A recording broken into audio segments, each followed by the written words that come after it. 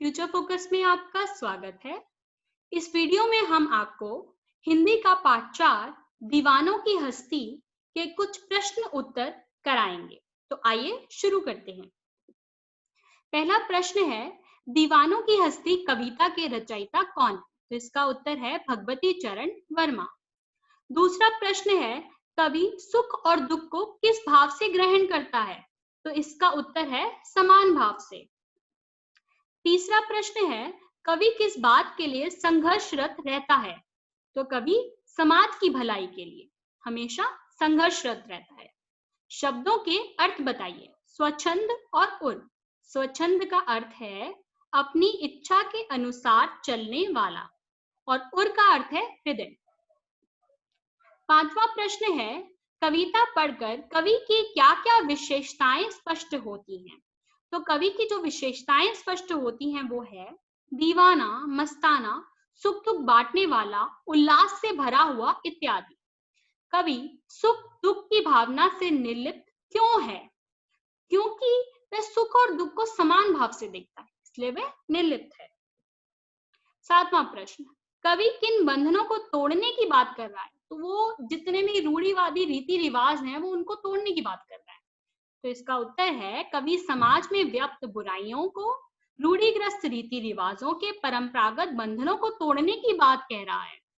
कवि ने दुनिया को भिखमंगा क्यों कहा है? इसलिए कहा है क्योंकि हर कोई एक दूसरे से कुछ ना कुछ मांग रहा है। तो कवि ने दुनिया को भिखमंगा इसलिए कहा है क्योंकि दुनिया में सभी लोग एक दूसरे से कुछ ना कुछ मांगते रहते हैं।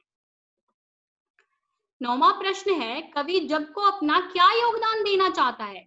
कवि लोगों में खुशियां बांटना चाहता है। वह लोगों के मन से दुख और भय जैसे भावों को दूर करना चाहता है। 10वां प्रश्न है, कवि की मंजिल निश्चित क्यों नहीं है?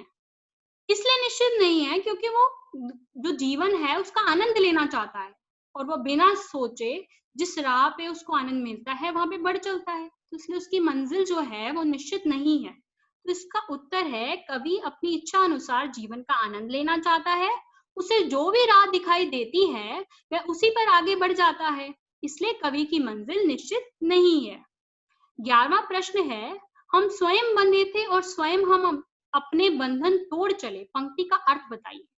कवि स्वयं सांसारिक बंधनों से बंधकर आया था, परंतु वह अब सांसारिकता के सभी बंधनों को अपनी इच्छा से तोड़कर स्वच्छंद जीना चाहता है। 12वां प्रश्न है, कवि में ऐसी कौन सी बात है जो आपको सबसे अच्छी लगी?